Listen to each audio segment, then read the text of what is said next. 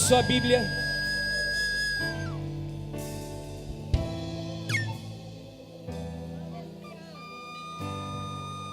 Repita assim: Senhor, destrava o meu entendimento nesta noite, para que eu possa compreender as tuas verdades. Aleluia. Abra comigo em Esther, capítulo 1.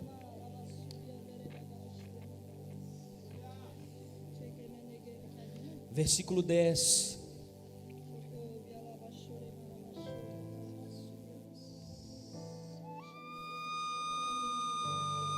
Chomando golosto roba cheio de clabassoria bagai. E ao 7º dia, estando já o coração do rei alegre do vinho, mandou a Meumã, Bizta, Arbona, Bigtá, Abagtá, Zetar e Acarcas, os 7 eunucos que serviam à presença do rei Assuero, que introduzissem na presença do rei a rainha Vaste com a coroa real, para mostrar aos povos e aos príncipes a sua formosura, porque era formosa à vista. Porém a rainha Vaste recusou vir conforme a palavra do rei, pela mão dos eunucos, pelo que o rei muito se enfureceu e ardeu nele a sua ira. Então perguntou o rei aos sábios que entendiam dos tempos, porque assim se tratavam os negócios do rei, na presença de todos os que sabiam a lei e o direito.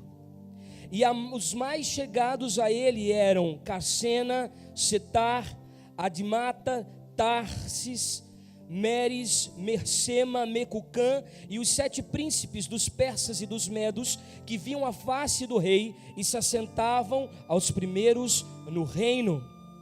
O que segundo a lei se devia fazer a rainha Vaste, por não haver cumprido o mandato do rei Assuero, pela mão dos eunucos. Então disse Mecucã na presença do rei e dos príncipes: não somente pecou contra o rei a rainha Vaste, mas também contra todos os príncipes e contra todos os povos em todas as províncias do rei Assuero. Agora pule comigo para o capítulo 2.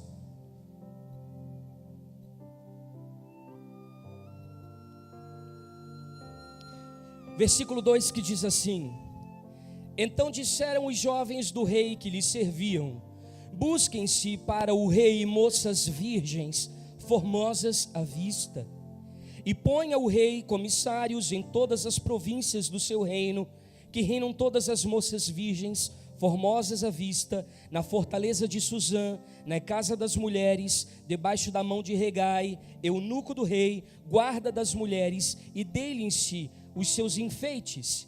E a moça que parecer bem aos olhos do rei, reine em lugar de Vaste. E isso pareceu bem aos olhos do rei, e assim ele fez. Havia então um homem judeu na fortaleza de Suzã, cujo nome era Mardoqueu, filho de Jair, filho de Simei, filho de Quis, homem benjamita, que fora transportado de Jerusalém com os cativos que foram levados com Jeconias, rei de Judá, o qual transportara Nabucodonosor, rei da Babilônia. Este criara a Hadassah, que é Esther, filha do seu tio, porque não tinha pai nem mãe, e era moça bela de aparência e formosa à vista. E morrendo seu pai e sua mãe, Mardoqueu a tomara por sua filha. E sucedeu, pois, que divulgando-se o mandado do rei e a lei, e ajuntando-se todas as moças na fortaleza de Suzã, debaixo da mão de Regai, também levaram Esther à casa do rei, debaixo da mão de Regai, guarda das mulheres. E a moça pareceu formosa aos seus olhos, e alcançou graça perante ele, porque ele se apressou a dar-lhe os seus enfeites e os seus alimentos, como também a lhe dar moças de respeito da casa do rei, e fez passar com as moças o melhor lugar da casa das mulheres. Este, porém, não declarou o seu povo, a sua parentela, porque Mardoqueu lhe tinha ordenado que não declarasse. E passeava Mardoqueu cada dia diante do pátio, na casa das mulheres, para se informar de como Esther passara e como lhe sucedia. E chegando já a vez de cada moça para vir ao rei Assuero, depois que fora feito uma segunda lei para as mulheres, por 12 meses, porque assim se cumpriram os dias das suas purificações, 6 meses com óleos de mirra, e 6 meses com especiarias e com coisas para a purificação das mulheres. Desta maneira, pois, entrava a moça ao rei, tudo quanto ela desejava se lhes dava, para ir à casa das mulheres, à casa do rei. À tarde entrava e pela manhã tornava a segunda casa das mulheres, deixando na mão de Sagás, o eunuco do rei, guarda das concubinas. Não tornava mais o rei, salvo se o rei desejasse e fosse chamada pelo seu nome. Curve a sua cabeça. Pai de graça, nós te louvamos por este ambiente. Te agradecemos por esse ajuntamento que o Senhor proporcionou. Muito obrigado, Senhor, porque aprove a Ti atrair a este lugar homens e mulheres de destino, pessoas que estão sendo ativadas no seu espírito, na partícula do reino que trazem, e a partir desta ativação estarão sendo a resposta que as nações precisam. Pai, que essas pessoas elas sejam nesta noite envolvidas pela Tua graça, pela Tua presença, pela Tua piedade, pela Tua compaixão, pela Tua misericórdia, e que comecem a enxergar a noiva de Cristo com outros olhos, em nome de Jesus. Tome seu lugar.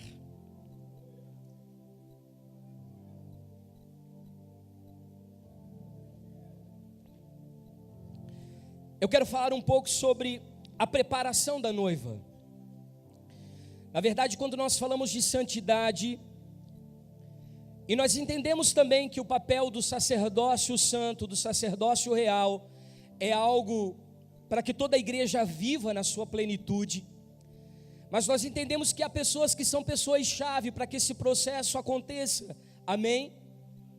Se não for assim, a própria palavra de Deus não teria escrito que Ele deu um para apóstolos, outros para profetas, pastores, mestres, evangelistas, enfim, para que pudessem servir a igreja e como ferramentas de edificação, pudessem santificá-la, para que esses santos então pudessem estar preparados para a obra de Deus. Então existe uma ferramenta dada à igreja, que são os 5 ministérios.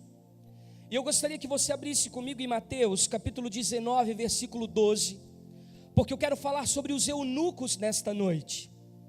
Homens escolhidos exclusivamente para o cuidado, o embelezamento e o preparo daquela que se apresentaria ao rei. Esta é a nossa identidade, esta é a nossa condição nestes últimos dias. Este, sem dúvida, é o nosso papel, e precisamos estar bem esclarecidos daquilo que o próprio Cristo, daquilo que o próprio Filho de Deus nos fala, em Mateus, no capítulo 19, versículo 12, dizendo: porque há eunucos que nasceram assim, e há eunucos que pelos homens foram feitos tais, e outros há que a si mesmos se fizeram eunucos por causa do reino dos céus. Quem pode aceitar isso, aceite-o. Queridos, aqui deixa muito claro a condição de nós nos fazermos eunucos, para que sejamos ferramentas de edificação para o reino de Deus. É claro que se nós fôssemos pensar teologicamente de uma maneira fria, sem acessarmos lugares celestiais de revelação, nós entenderíamos que há 3 classificações aqui. Há pessoas que nascem sem a predisposição para o romantismo ou para a sexualidade. Há outras pessoas que durante a vida são castradas. Em algumas culturas, em algumas nacionalidades, isso acontece de forma física, onde o órgão genital ele é totalmente arrancado. Mas há as pessoas que também são castradas durante a vida pelas dores emocionais, por traumas, frustrações, experiências negativas do passado, mochilas pesadas que elas carregam e que não conseguem se desvencilhar, e por conta disso elas se tornam despreparadas para assumir relacionamentos, para adentrar ao casamento, porque essas pessoas precisam ser integrais, ser completas para assumir um relacionamento matrimonial e conjugal. Mas há aquelas que por livre e espontânea vontade não escolheram ingressar em estado de matrimônio, ou seja, não escolheram se casar, mas escolheram viver sozinhas, sós, justamente para que a sua vida fosse uma resposta aos joelhos dobrados, às vozes que clamam, aos lugares que precisam de transformação, e essas pessoas então dedicam integralmente a sua vida, ao invés de um ambiente familiar, a um ministério de ajuda e socorro. Mas eu gostaria de falar de um nível um pouco mais elevado do que esse.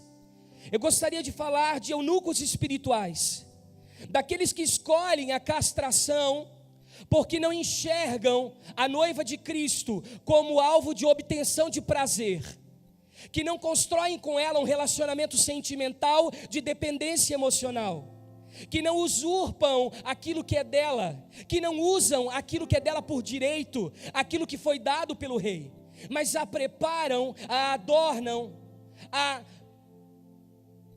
E quando eu falo de preparação, eu não estou falando somente de questões de enfeites ou pendentes, eu estou falando de preparações no corpo, na alma e no espírito, e nós já vamos ver por quê. Quando nós olhamos aqui o texto falando sobre os eunucos que estavam acompanhando Vasti, os nossos olhos eles ficam fitados na posição soberba, presunçosa, orgulhosa de Vasti. Mas nós nos esquecemos de que ela estava acompanhada por 7 homens, 7 eunucos que a preparavam, que a adornavam, que constantemente estavam na casa das mulheres, conversando, a tocando, ou seja, a enfeitando, a adornando.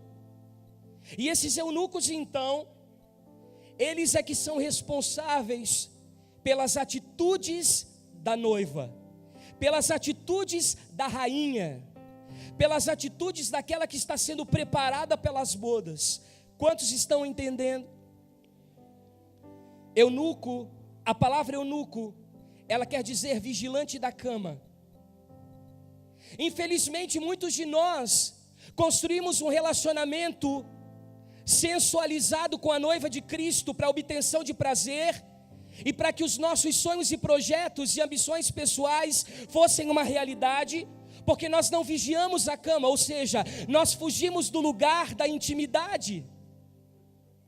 Nós não temos mais o cuidado de preparar um ambiente para que o relacionamento do noivo e da noiva seja uma verdade, ele efetivamente aconteça, para que haja o momento da intimidade, para que haja o momento da cópula, onde o noivo possa engendrar a vida no ventre da noiva, e ela possa produzir no seu ventre profético aquilo que está sendo estabelecido na eternidade.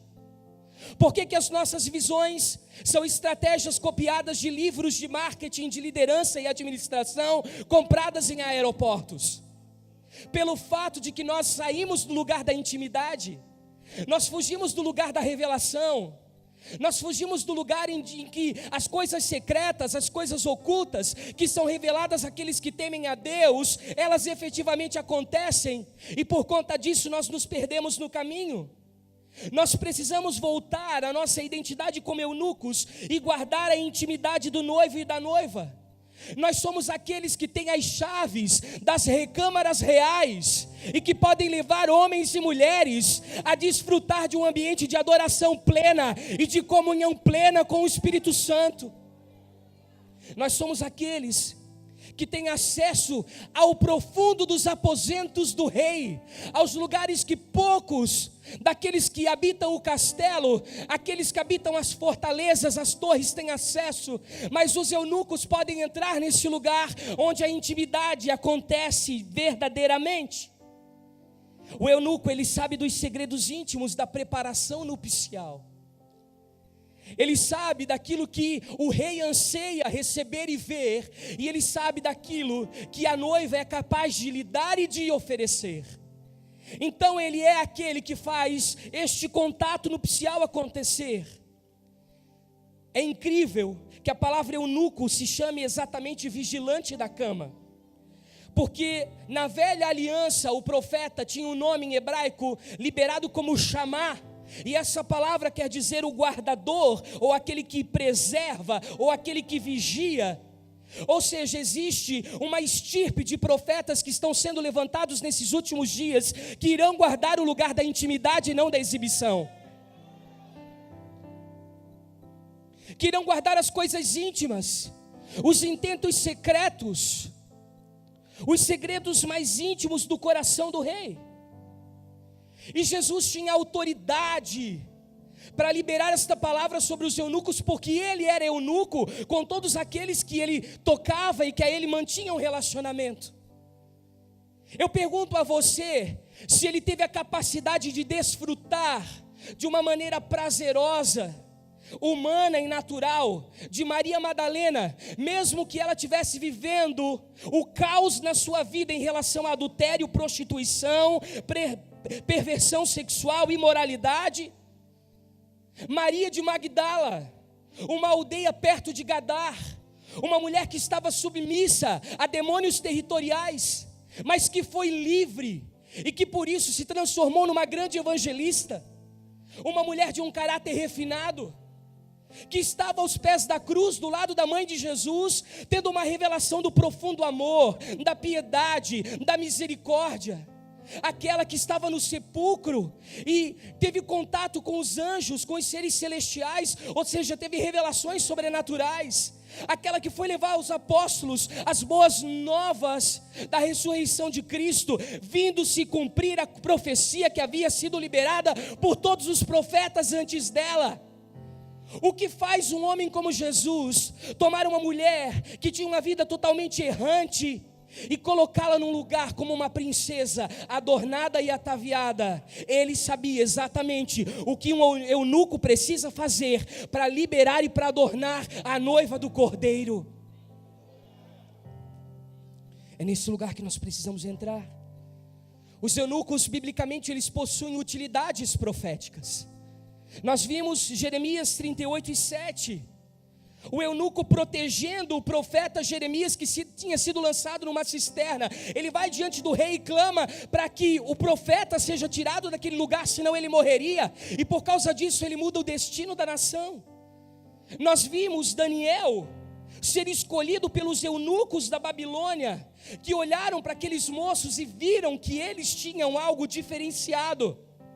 Nós precisamos voltar a ter esse olho de pureza, esse olho de inocência, para enxergar virtudes, qualidades e potencial nas pessoas que o mundo já não enxerga mais.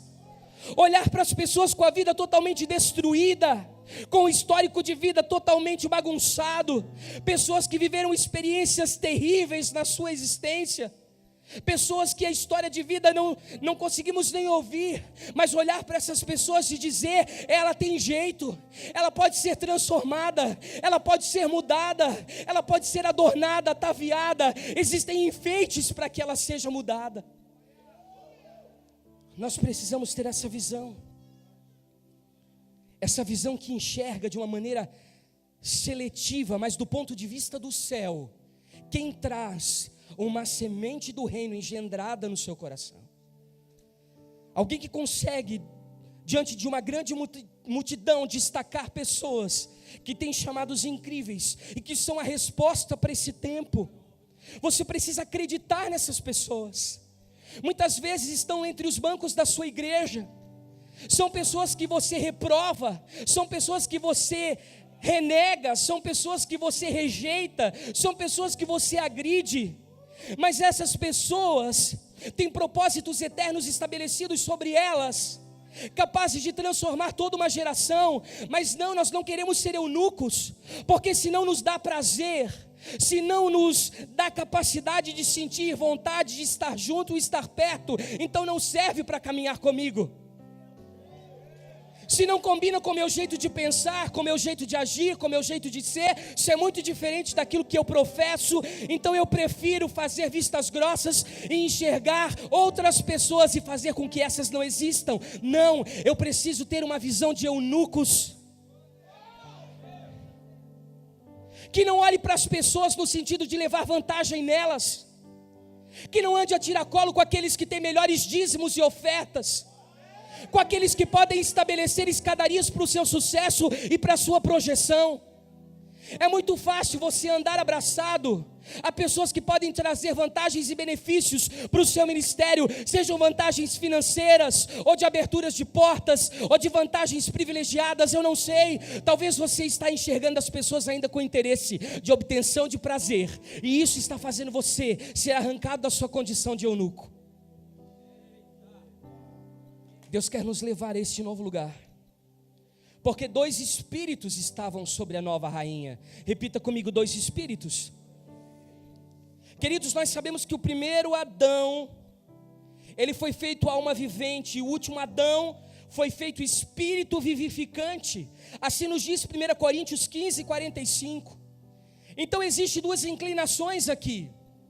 Uma pecadora que tem uma inclinação para a alma, que está totalmente caída, que é orgulhosa, que só pensa em si mesma, que é arrogante, que pensa nos seus deleites, nos seus próprios prazeres.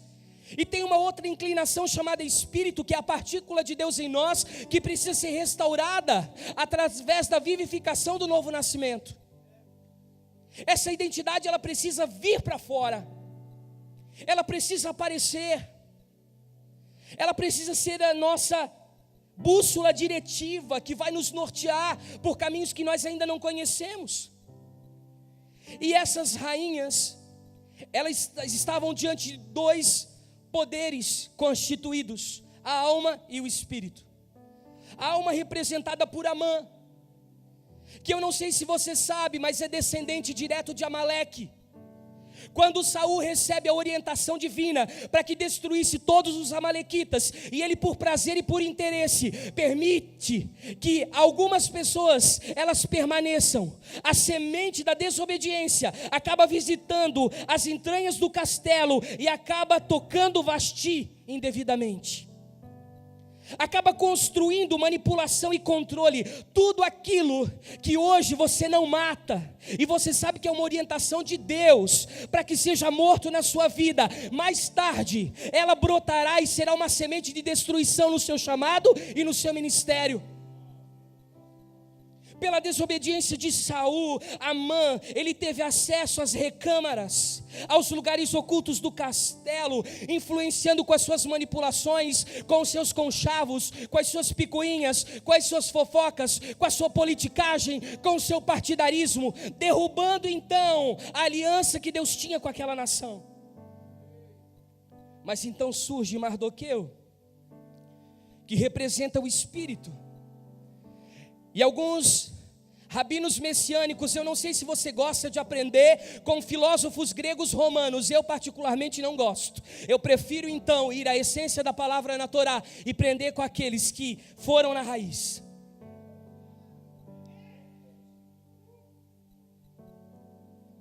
E alguns dizem que Mardoqueu era descendente de Daniel, porque ele havia vindo da Babilônia.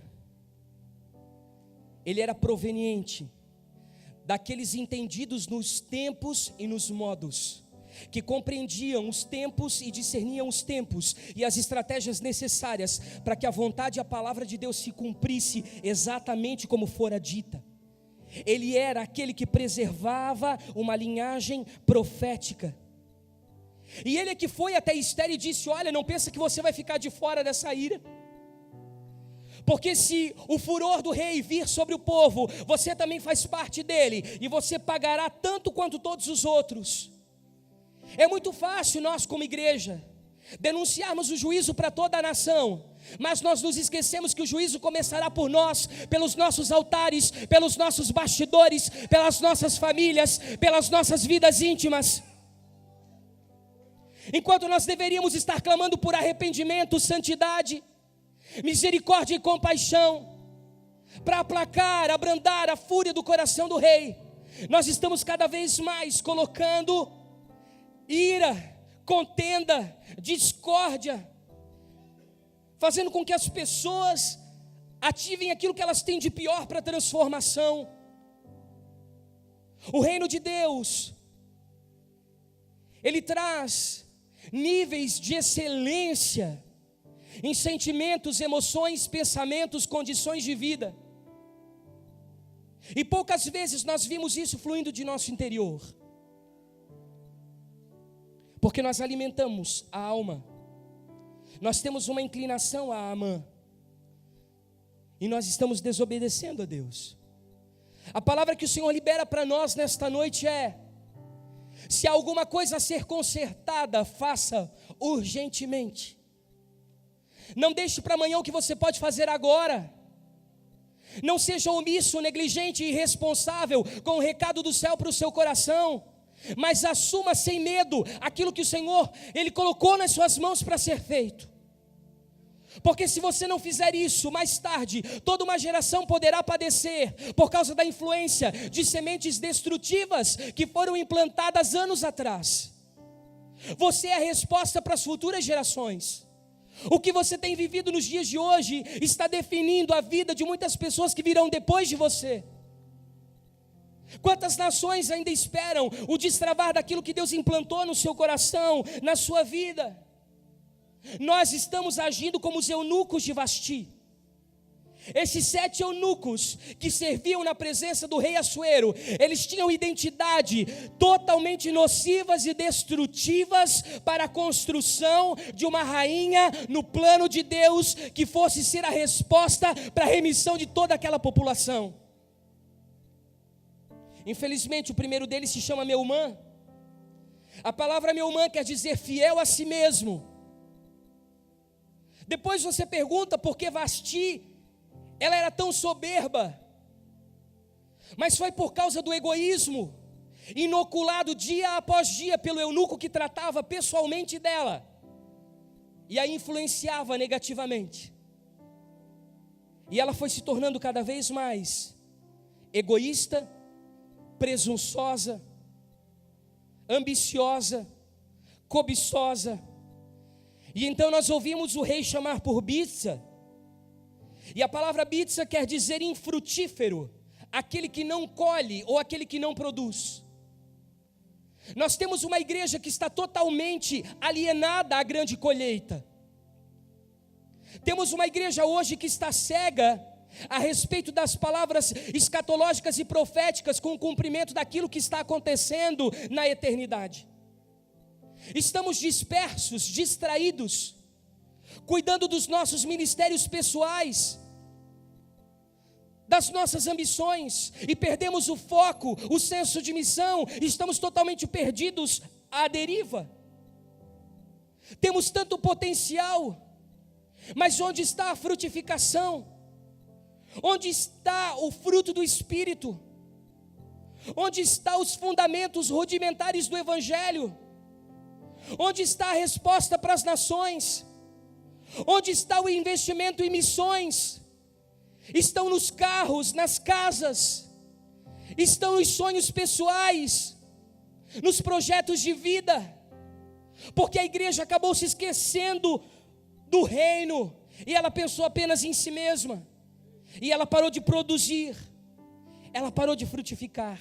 Nós inflamos, apenas inchamos, aumentamos de tamanho, mas não frutificamos mais.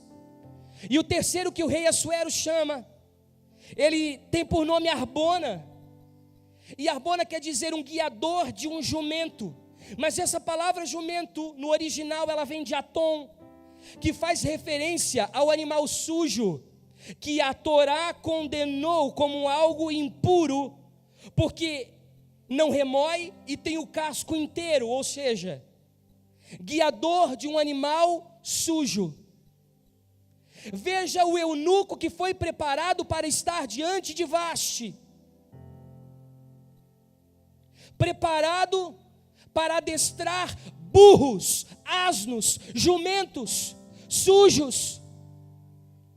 Por isso que nós fizemos vistas grossas para o pecado.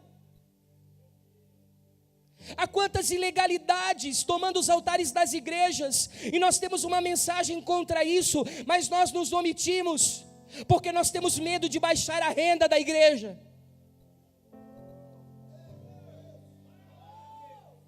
Nós entendemos que precisamos parar de fazer determinadas coisas do jeito que estão sendo feitas, mas nós não podemos parar porque nós criamos uma máquina suja. Por fora está tudo muito lindo, mas por dentro, quando nós olhamos as imagens, elas ministram organização, disciplina, moralidade, transparência. Mas quando nós conhecemos os bastidores, nós nos assustamos com a quantidade de sujeira varrida para trás da porta e colocada debaixo do tapete. Falta de alinhamento, de santidade, de arrependimento, de prudência. Porque estamos lidando com coisas imundas e não estamos as purificando. Não estamos as limpando. O próximo que é aclamado é Bigtar. E a palavra Bigtar quer dizer conspirador, ou aquele que se levanta contra a autoridade. E é justamente esse que morre enforcado juntamente com Amã. Ele morre amarrado com a alma, mas ele não se arrepende. Ele alicia o ego, mas não se arrepende. Ele prefere perder a salvação do que o conforto. Ele prefere abraçar-se aos seus prazeres cobiçosos do que entender que ele precisa de uma mudança radical. Mas ele fecha o seu coração para o governo do céu. Ele não se submete à autoridade. Quantas igrejas poderiam caminhar juntas umas com as outras, mas por que tantos rachas no nosso meio? Porque as pessoas não se toleram mais e não se amam mais. Porque as pessoas não querem mais dar satisfação das suas vidas para ninguém. E quando elas são questionadas acerca das suas atitudes, elas saem da igreja porque foi para a liberdade que Cristo vos libertou. Afinal de contas, eu não posso dar satisfação da minha vida para ninguém. Antes no mundo eu já tinha que dar satisfação, porque hoje então eu preciso dar. Nós não queremos mais nos submeter à autoridade. Não queremos mais ser confrontados nos nossos pecados. Não queremos mais um dedo no nosso nariz nos dizendo que estamos errados.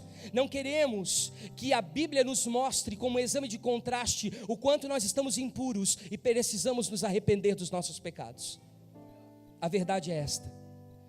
E quando uma palavra, ela vai muito bem, obrigada, porque é uma palavra anestésica, totalmente ligada à psicologia, fazendo com que você tenha um culto terapêutico, em que você saia cantando, brincando. Eu não estou falando absolutamente nada contra ter a alegria da salvação, muito pelo contrário, mas eu estou sendo contra aquelas igrejas que fabricam uma alegria mentirosa, que só dura algumas horas de culto no domingo, mas que não persistem durante a semana. E se não tiver essas palavras que massageiem o seu ego, que alegrem a sua alma, que façam cócegas nas suas emoções, você levanta e procura outra igreja, porque essa é muito fraca. Afinal de contas, você não conseguiu realizar o seu pedido. Você tem uma listagem interminável de coisas para fazer, e essa igreja não está dando a resposta que você espera. O próximo eunuco tem de nome Abagta. E a palavra Abagta quer dizer dado pela fortuna, ou seja, ele se vende. Quantos profetas que eram para neste tempo serem levantados como arautos de santidade, estão se vendendo, negociando seus valores, negociando seus princípios, porque se transformaram em gurus gospel, porque aliciam o ego e o erro das pessoas. Eu não estou fazendo um chamado a você ser legalista, mas eu estou fazendo um chamado a você ser santo. A santidade está acima da moral e da ética. É algo que não foi fabricado por homens, é algo que foi fabricado na eternidade. É uma ideia de Deus, não é uma ideia de homens. Se você estudar a história, você vai ver que o centro jurídico e político da Grécia e de Roma era um fórum.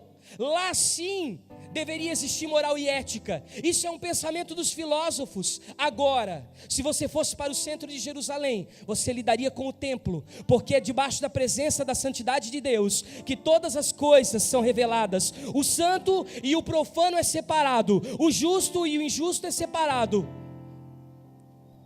Nós estamos com uma mentalidade errada, mas nós não queremos mergulhar nessa revelação, porque nós nos vendemos. Quantas vezes nós temos recados E às vezes eles não são pesados, mas nós fizemos conta de quanto isso pode prejudicar o andamento dos nossos projetos pessoais. E nós paramos no meio da caminhada e não liberamos a palavra que Deus ordenou. E aí é chamado para estar na presença de Assuero Zetar. Repita comigo, Zetar. Zetar quer dizer soberano em grandeza, ou seja, ele era soberbo e orgulhoso. Um camarada que treinou Vasti para ser nariz empinado, capacitou Vasti para dizer não ao rei. Ele treinou Vasti para fechar o seu coração para o convite do seu soberano. E nós estamos aliciando o ego das pessoas. Estamos fazendo campanhas após campanhas para as pessoas ganharem bens materiais, ao invés de levá-las ao arrependimento, à mudança de vida, à transformação de caráter, ao encontro com a palavra. Por que temos corações tão duros, que não perdoam, que não se quebrantam, que pensam ser donos da verdade, obstinados, que são capazes de coisas terríveis, de puxar tapetes, fazer conchavos? Por que isso ainda acontece? Porque nós estamos como eunucos, aliciando o orgulho e a soberba do coração da rainha. E por último é chamado para vir junto com Vasti, a presença de Assuero. O último eunuco chamado Carcas, que quer dizer ave de rapina. Ave de rapina se alimenta, sabe de quê? De cadáver. Ave de rapina se alimenta de pequenos animais frágeis. Nós nunca tivemos uma igreja que se aproveitou tanto do dinheiro da viúva, que comeu tanto o dinheiro dos órfãos, que investiu esses recursos que eram destinados às nações, ao seu prestígio pessoal e ao seu conforto, como nós temos nos dias de hoje. Eu não tenho absolutamente nada contra você enriquecer. Que Deus o abençoe e o prospere, e que você não se esqueça de nós quando você estiver no paraíso. Mas, querido, quando você rouba o pão da boca do faminto, para proporcionar uma melhor condição de vida para você mesmo, e você acha que você é merecedor disso, sem que Deus tenha te autorizado a fazer, você tem um problema de caráter. Isso também é santidade.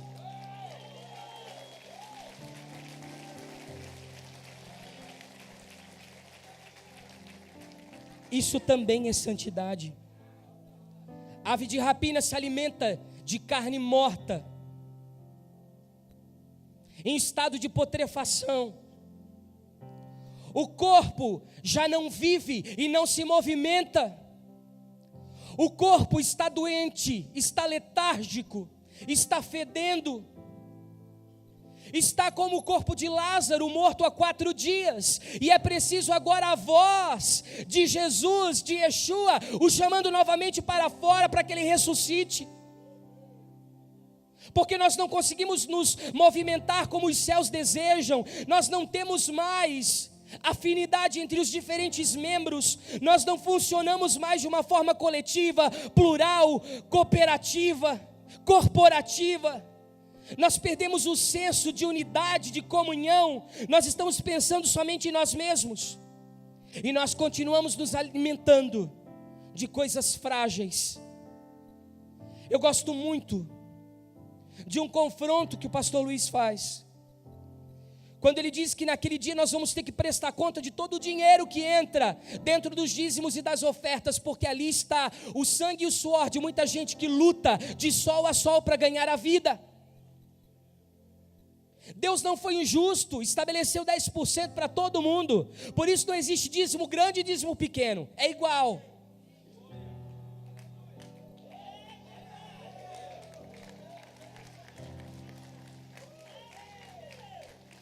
Mas quando você usurpa para benefício próprio, você está sendo uma ave de rapina.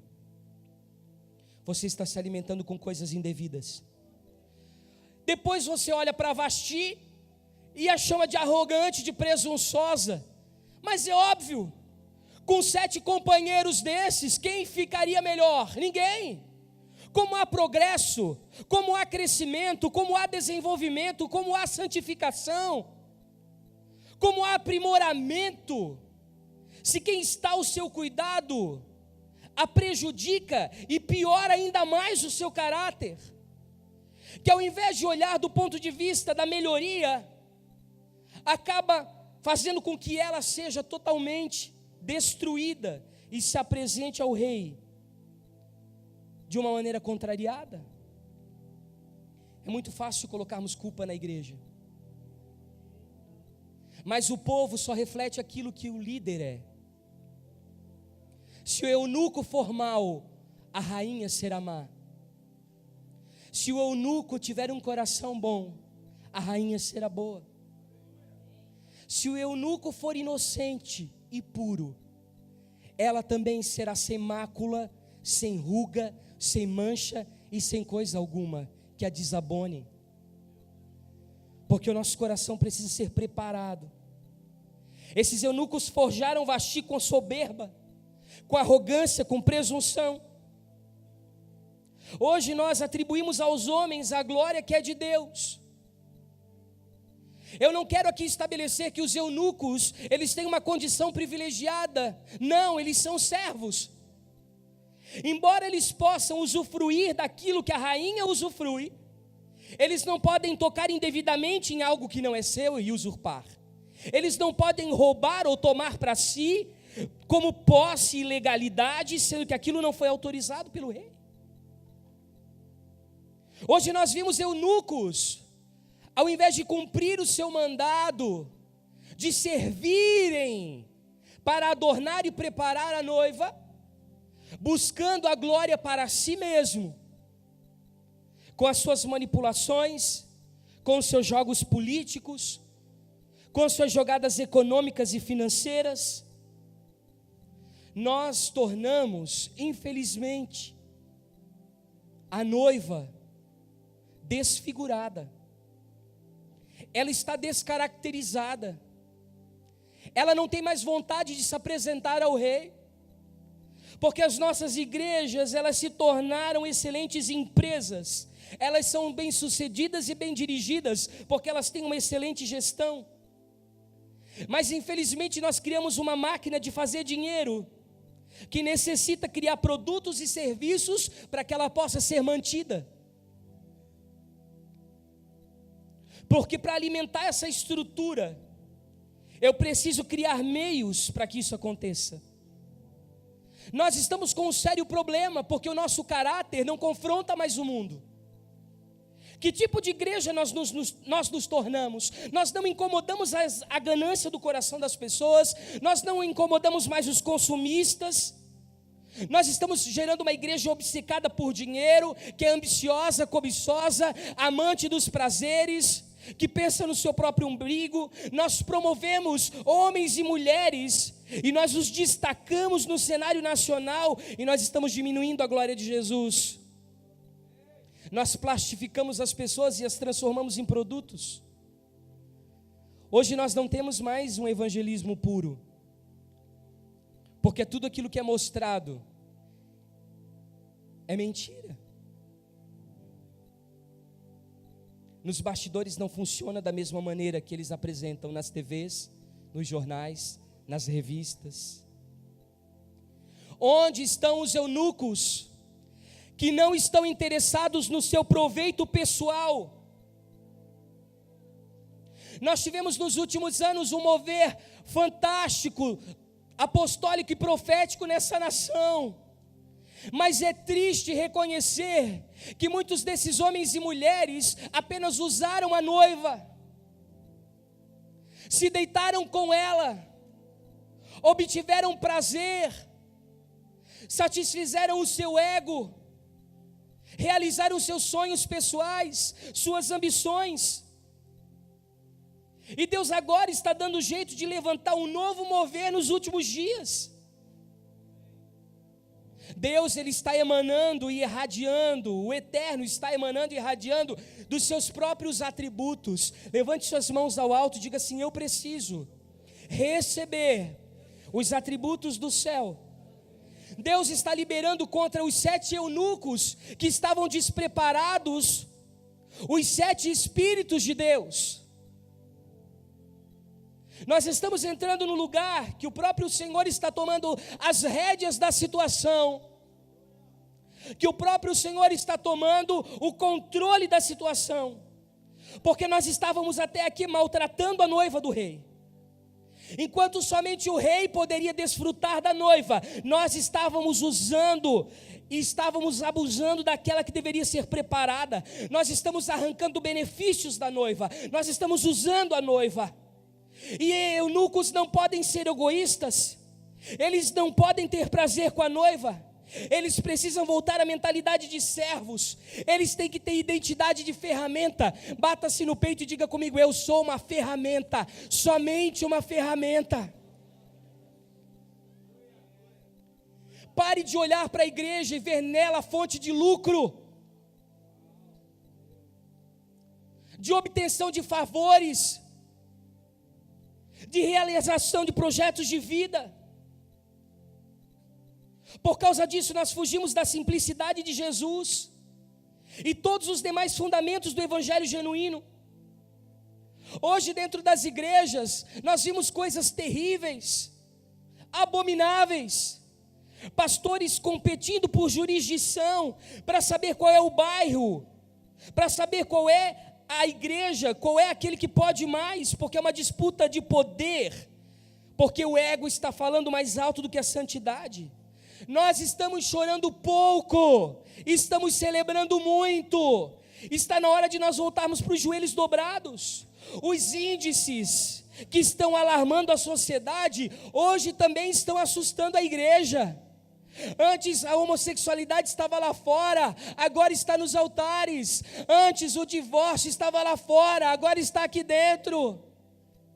Antes a imoralidade, o adultério, a perversão estava lá fora, hoje está nos altares. Nós não estamos mais fazendo a diferença.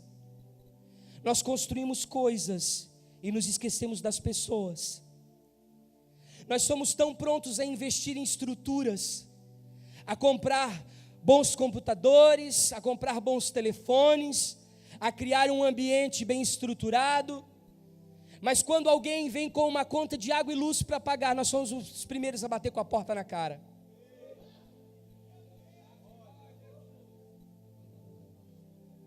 Porque nós estamos pensando primeiramente em construir os nossos impérios.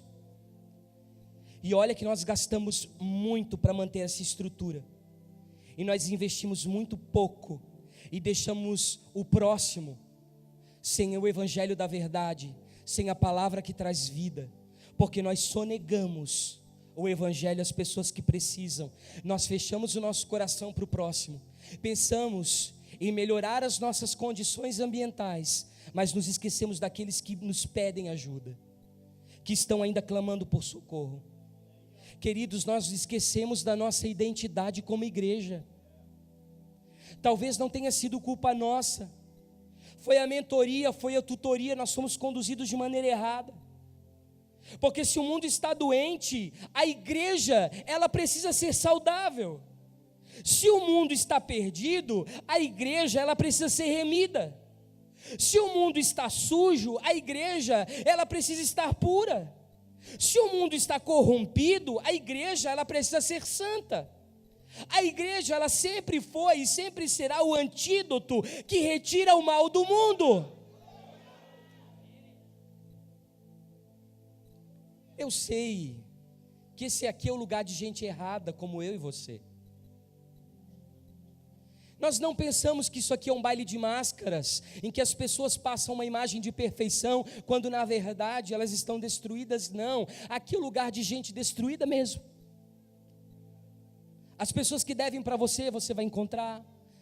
As pessoas que você teve um caso no passado, você vai encontrar.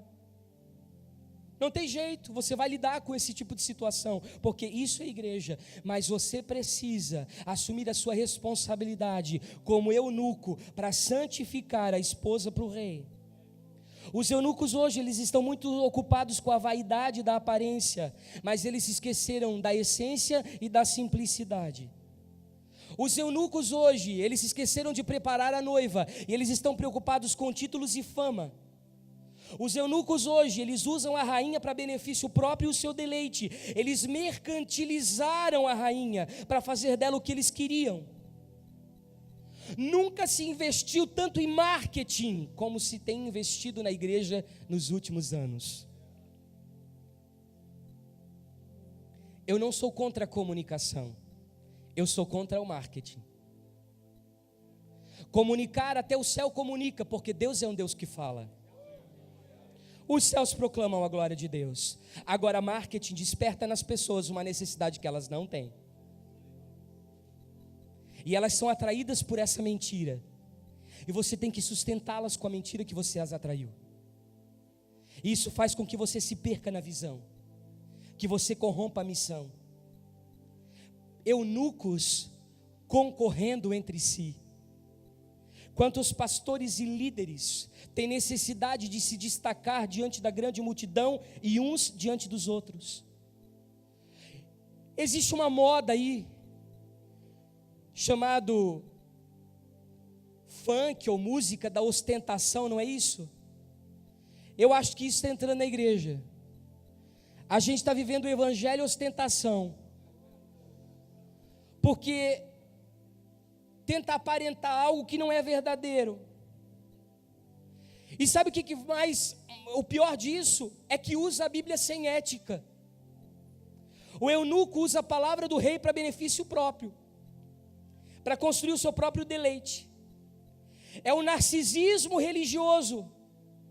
Roubam os holofotes, sabe, constroem em cima de fundamentos de areia. É muito barulho, são muitos discursos sem base, são muitas promessas infundadas, é muita mentira no altar, bajulação, ameaças, politicagem. Gente, é uma nojeira. Isso tudo promovido por eunucos interesseiros, que têm seu coração na pompa dos títulos ministeriais, que vivem de manipulação, que eu chamo de manipulação político-eclesiástica. Você acha que vai encontrar política só na prefeitura? Não, você encontra nos altares e nos bastidores das grandes visões mundiais. São conchavos, costuras, contratos, porque as pessoas hoje pensam na sua prosperidade pessoal, no seu sucesso ministerial, como se fosse um sucesso profissional. Elas almejam grandes posições sociais. Ah, mas eu tenho que demonstrar isso porque Deus é poderoso. Mas será que é isso que Deus tem para você? Ou você é invejoso e quer ter o que o outro tem? O que Deus deu ao outro? Fique contente com a sua igreja de favela. Eu volto a dizer isso. Eu conheço grandes igrejas que têm 6 mil membros e são vazias, e conheço pequenas comunidades em favelas que juntam 15, 20 pessoas, mas fazem um estrago no inferno, porque estão alinhadas com o céu. Nós precisamos voltar para esse lugar. Você tem que parar, meu pastor, você que é pregador, de proclamar bens de consumo no altar, bens de consumo de alto valor agregado como promessa para as suas ovelhas servirem a Deus. Isso não é bênção. Por favor, não faça isso. Repita comigo os 7 Espíritos de Deus. E já abra lá comigo Isaías 11:2. Dá para me aturar mais um pouquinho? Amém? Não senti segurança. Isaías 11:2 fala dos 7 Espíritos de Deus. Repita assim comigo: eu preciso combater os 7 eunucos contrários com os 7 Espíritos do Eterno. Isaías 11:2 diz assim: repousará sobre ele, sobre quem? o Espírito do Senhor e o Espírito de sabedoria e de entendimento, e o Espírito de conselho e de fortaleza, e o Espírito de conhecimento e do temor do Senhor. O primeiro Espírito é o Espírito do Senhor. Repita assim comigo: encarnação da palavra. O Verbo se fez carne e habitou entre nós.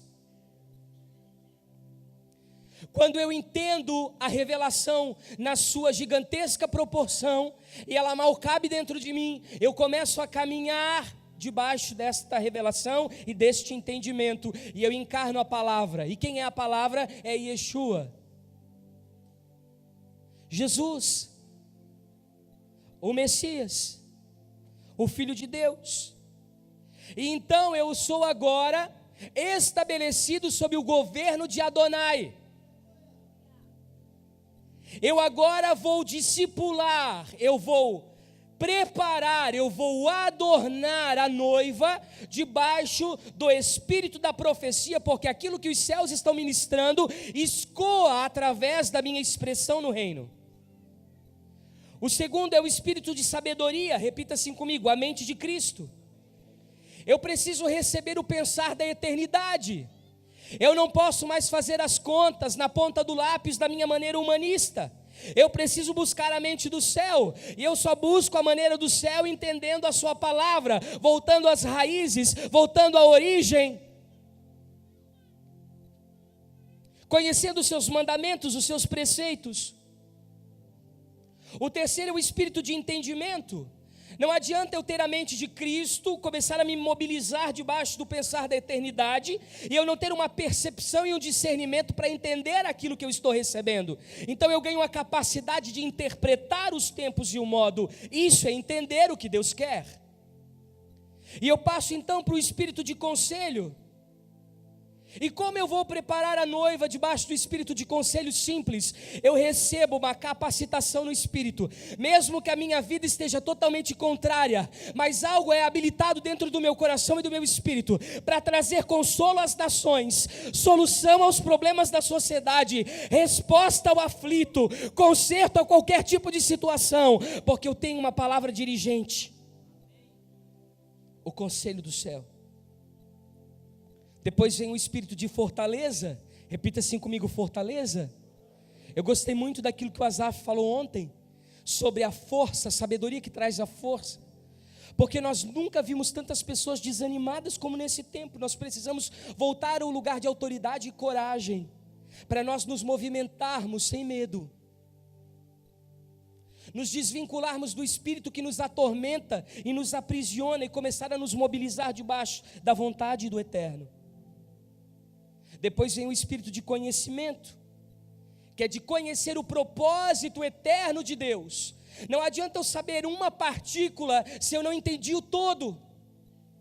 Eu preciso buscar uma revelação integral. Qual é a vontade que Deus tem para cada tempo, para cada fase, para cada processo, porque para cada processo Deus tem uma liberação do céu. E então eu entro no espírito do temor do Senhor, citado como último pelo profeta Isaías. Repita assim comigo: zelo e reverência. É quando eu tenho cuidado com os valores do reino. Aí está a busca pela santidade. Então é preparada quem? No lugar de Vasti. Quem? Engano seu.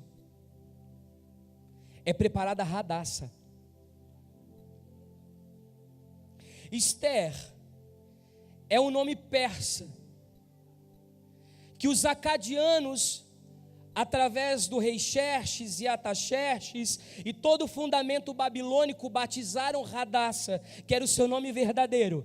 Mas Esther, ela está inspirada na deusa acadiana Ishtar, que corresponde a Astarote ou Jezabel, que é a rainha dos céus, venerada pelos filisteus, que eram inimigos do povo de Deus. A Babilônia tinha um portal chamado Portal de Ishtar, que era um lugar onde eles faziam orgias sexuais, e através desse sangue derramado nos altares dos demônios da imoralidade, ela se manifestava. Por causa da rara beleza de Radassa, por causa do seu brilho, da sua luz, por causa do seu preparo, ela foi nomeada como Esther, mas essa não era a sua verdadeira identidade. Muitas vezes nós estamos trabalhando na identidade errada que o mundo nos deu, e não foi aquela que o Senhor tinha para nós. Hoje à tarde nós estávamos falando sobre isso, porque muitas vezes você chega aqui no Ministério Mevan, vê que a gente trabalha com casa de recuperação, restaurante comunitário, enxerga esta logomarca, esta plataforma, vê missões, e você vai para a sua cidade e você tenta aplicar exatamente a mesma coisa, os 4 pilares, os 5 ministérios, aquilo que é bíblico, aquilo que é básico, você pode sim fazer com que aconteça, mas por favor, não copie uma visão, uma missão, se você não tem convicção de que é isso que Deus quer fazer na sua localidade. Antes de você pegar uma visão enlatada, engessada, pronta, vá para os joelhos, vá clamar e entrar no lugar das recâmaras, da intimidade, e perguntar: Senhor, o que eu preciso fazer para ser a resposta para essa geração na minha localidade? Será que é casa de recuperação mesmo ou é orfanato? Será que é orfanato ou eu vou trabalhar com prostitutas? Eu vou trabalhar com prostitutas ou moradores de rua? Eu não sei. Você precisa buscar de Deus. Você está trabalhando na identidade que os outros deram para você, ou você está trabalhando na identidade que Deus tem para você? Você quer ser Esther ou você quer ser Radassa? Você precisa entrar nesse lugar de descobrir a sua verdadeira identidade, porque a grande maioria dos nossos problemas dentro da igreja é porque as pessoas estão funcionando de uma maneira desorganizada em lugares que elas não foram chamadas para estar, e elas estão causando graves problemas por causa disso. Esse foi o nome dado a ela pelo rei Assuero. Ele a batiza com o nome que agradava ao reino de Babel.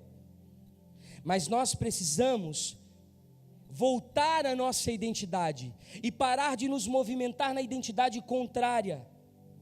Precisamos parar de aceitar nomes que nos foram dados e que não são nossos pelos falsos profetas que passaram sobre a nossa vida. Repita assim comigo: Radassa. A palavra Radassa, ela quer dizer murta. E murta é uma flor de um perfume inigualável.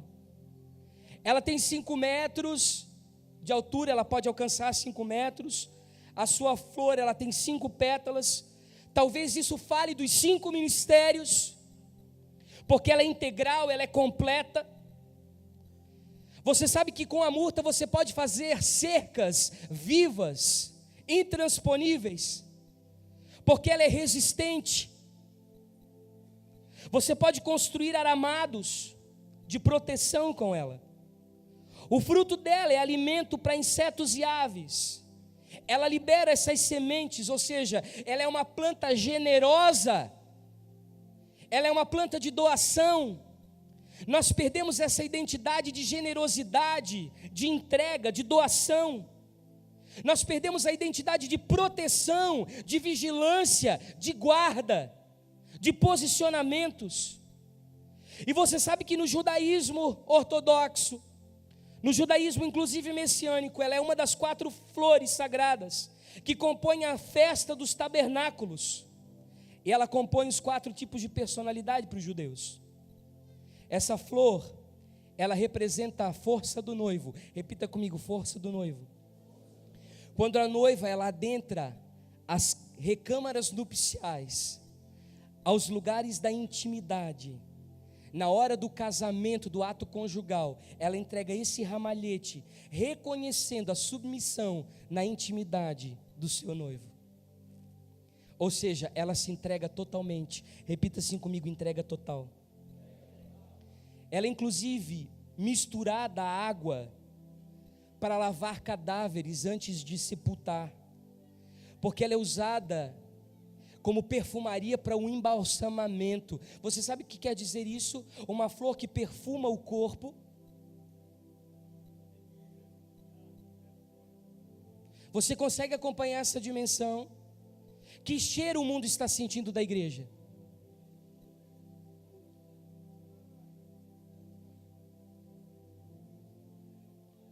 E a responsabilidade é nossa. Para os judeus, essa é muito forte. A murta, ela representa o cheiro do Éden,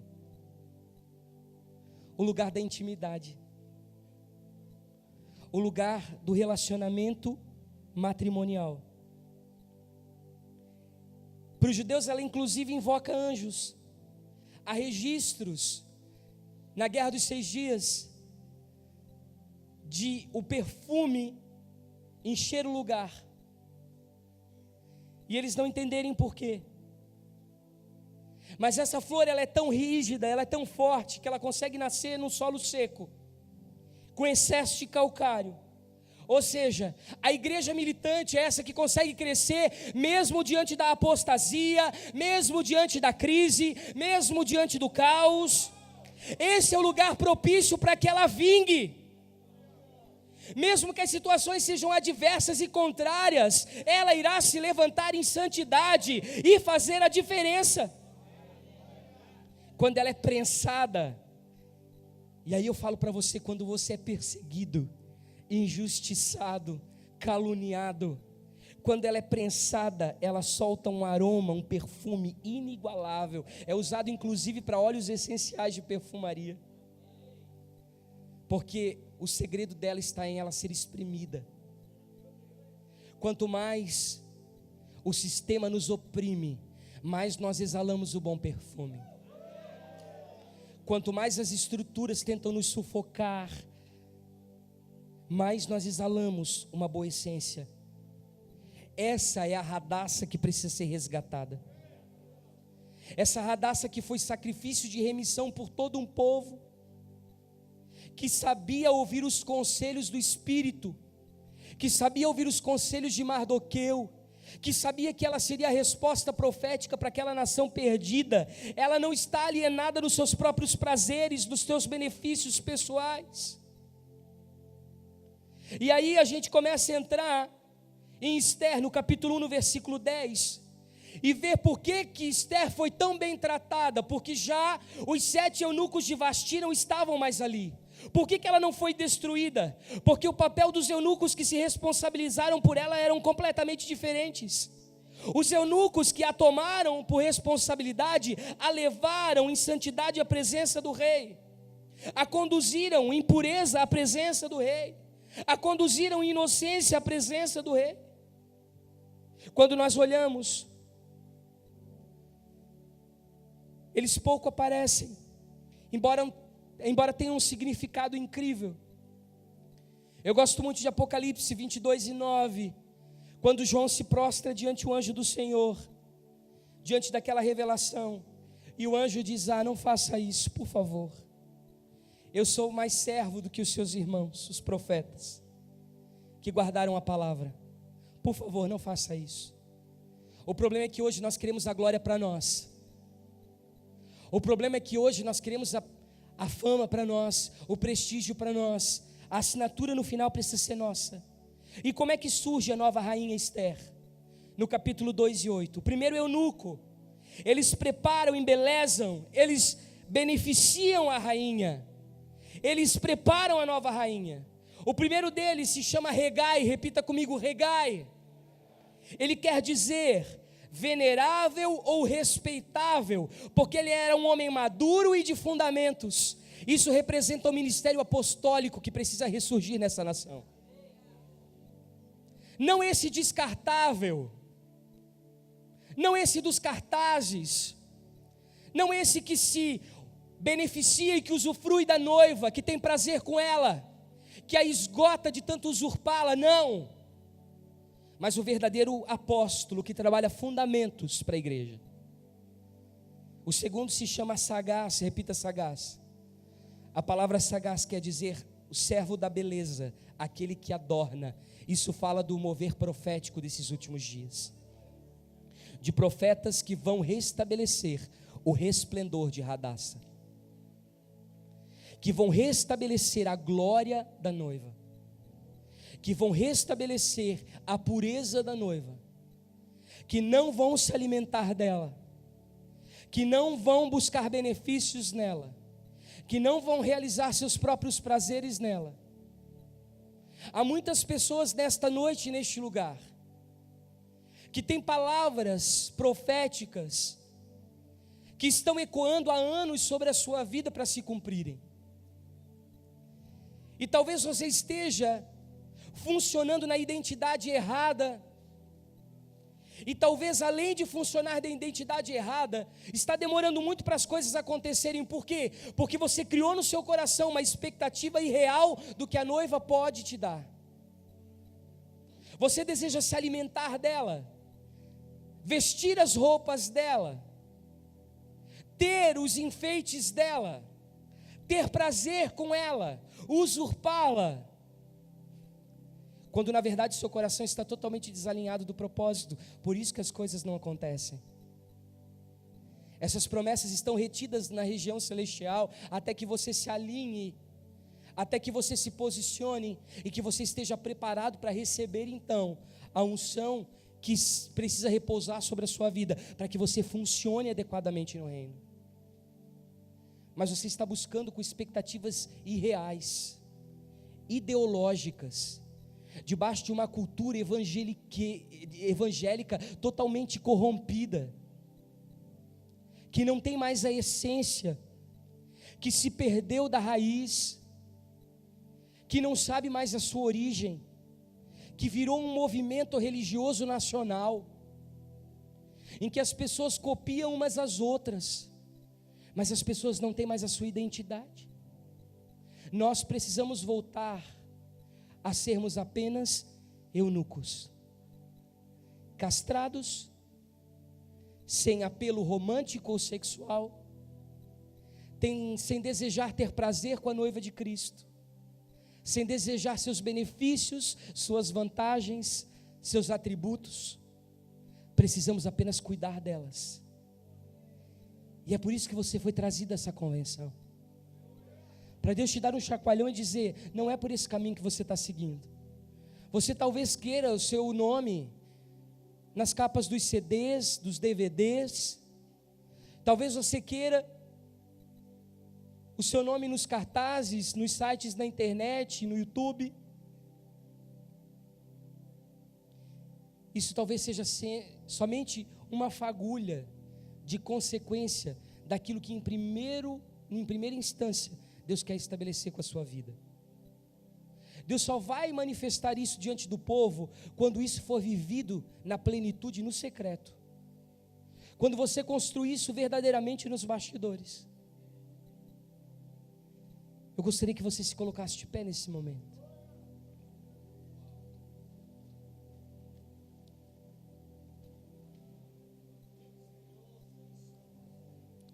E eu quero clamar a Deus nesta noite por arrependimento. Eu quero dizer a você que o espaço aqui na frente está livre. E eu quero convocar os intercessores, profetas, homens e mulheres de Deus, para levantarem um clamor pela igreja brasileira. Porque nós nos perdemos, nós queremos visibilidade ministerial, fama e glória, e nós roubamos aquilo que a noiva precisa apresentar ao noivo. Nós somos ferramentas,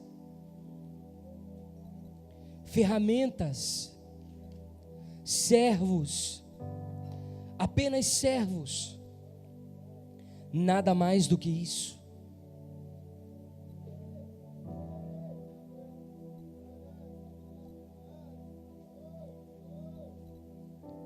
Eu quero que você coloque a mão sobre o seu coração nesta noite. Você deseja ser Esther ou você deseja ser Radassa?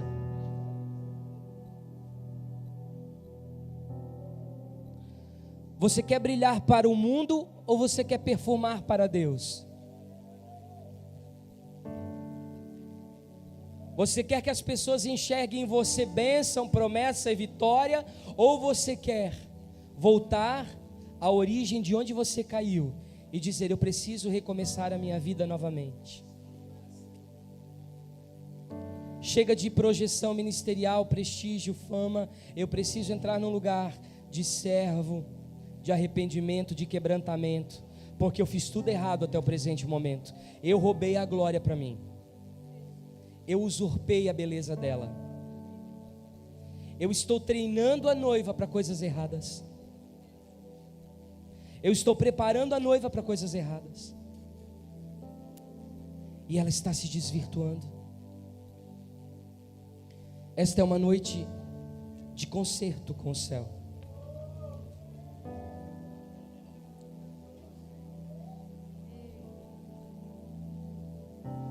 Ministérios aprovados não são aqueles que a mídia aponta. Ministérios aprovados não são aqueles que o marketing fabrica. Ministérios aprovados são aqueles que estão fazendo a vontade de Deus. Nós precisamos de apóstolos que entendam a mente de Cristo, e precisamos de profetas que entendam o coração de Cristo. Se nós tivermos apóstolos que pensem como o céu pensa, que baixem os desenhos e os decretos do céu para desenvolver bem as estratégias do reino, e se nós tivermos profetas que sejam sensíveis o suficiente para ouvir os anseios do coração do rei, nós vamos ter muita coisa andada. Essa é uma noite de responsabilidade. Talvez você, antes de saber de tudo isso, tenha sido o pivô do racho da sua igreja. Se você pudesse ser um pouquinho mais tolerante, buscar menos os seus prazeres, as suas cobiças, as suas ambições, mas você quis obter prazer com a noiva e por isso se perdeu.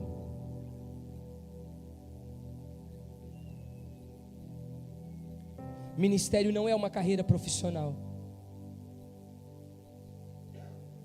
em que você trabalha e ganha rios de dinheiro. Ministério é uma vocação que te traz senso de realização, porque você sabe que está cumprindo em obediência à vontade do Pai.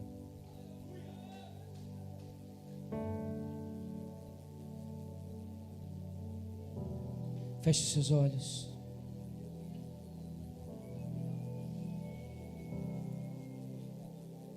Não deixe o meu amor se esfriar.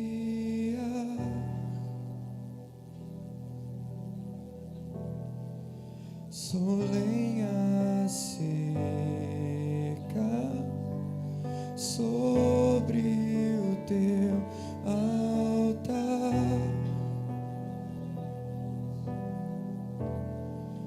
Sou tua candeia, põe em mim teu óleo, Espírito de amor.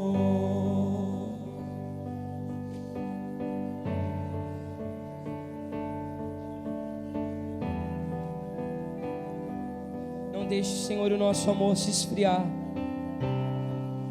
Não deixe o meu amor Cante isso. se esfriar. Permita que o Espírito Santo toque o seu coração. Sou lenha seca, Reavive a chama que um dia queimou no seu coração de paixão pelo ministério. Quando você não vislumbrava um futuro promissor, você só queria fazer a vontade do céu, você só queria obedecer o rei, e você amava a igreja. põe em mim teu óleo, Espírito de amor. Traz de novo, Senhor, amor pela tua noiva. Traz novamente, Senhor, amor pela tua noiva. Se o fogo do céu queima, tudo que é palha se consumirá. E onde o fogo do céu queima, o fogo do inferno jamais arderá. Enquanto teu amor queimar,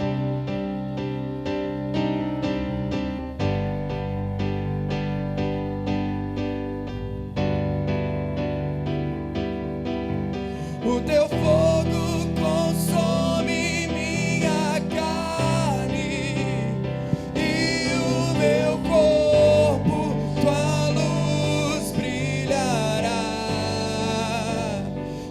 fumaça ardente serei, continuamente arderei, exposto no altar.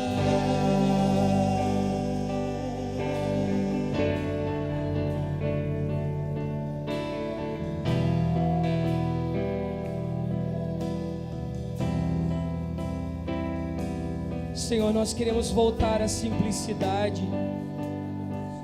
Senhor, nós queremos enxergar a Tua noiva do ponto de vista de um eunuco puro e inocente, que deseja apenas adorná-la e prepará-la para que ela esteja pronta para o encontro contigo.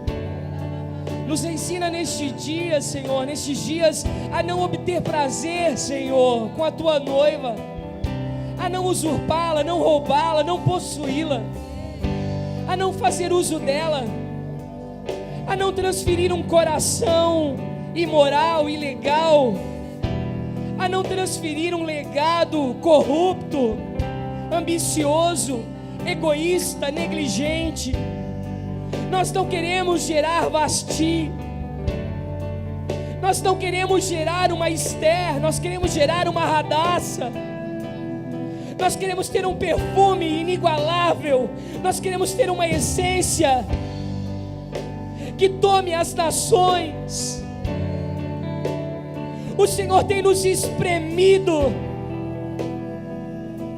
A crise, o caos, a tribulação, a perseguição não têm sido suficientes a nos fazer retornar à origem. Nos leve para os caminhos que nós nos perdemos, Senhor. Nos leve a aprender com aqueles que conhecem o Teu coração. Levante, Senhor, apóstolos, homens de governo, com uma mentalidade de ser a resposta às nações sofridas, que trabalhem os fundamentos, as bases de um evangelho saudável e genuíno. Nos dê profetas que entendam e leiam o tempo.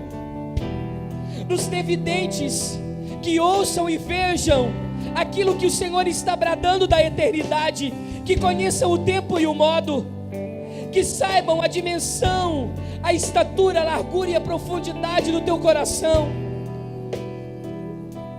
Nós estamos cansados, Senhor, de sermos usurpados. Nós estamos cansados de sermos usados.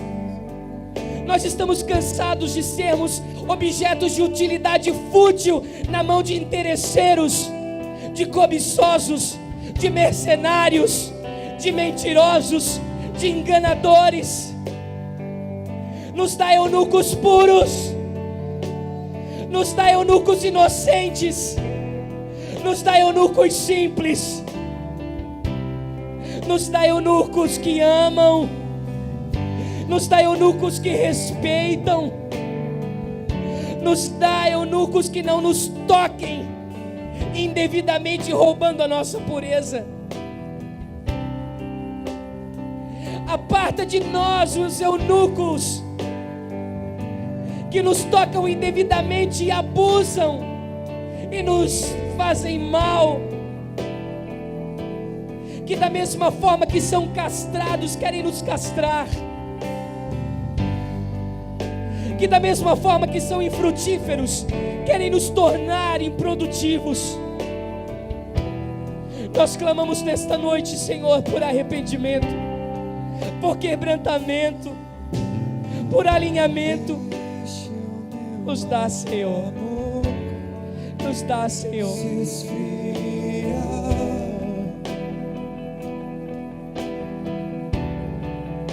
Sou lenha seca sobre o Teu altar. Sou Tua candeia. Põe em mim Teu óleo,